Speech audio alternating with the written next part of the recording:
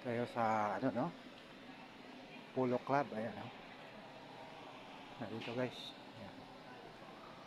Oo, asa na yung kasama ko si Bren? Hanapin natin dito guys. Ito lang yung kanina. Andun daw sa kabila ng parking.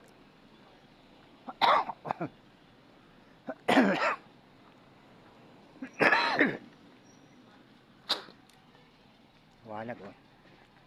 Ganda dito guys. Ayan. Sana kaya si Bintot. Ito lang yung dito guys. Anong parking dito? Parang Luneta. Libre lang parking dito guys. Ang bayad dito. Parang plaza din to dito eh. Namin yan sakyan. Ng mga puno. Ayan. Ganda na. Ayos. Ang mga ibon dyan tutulog.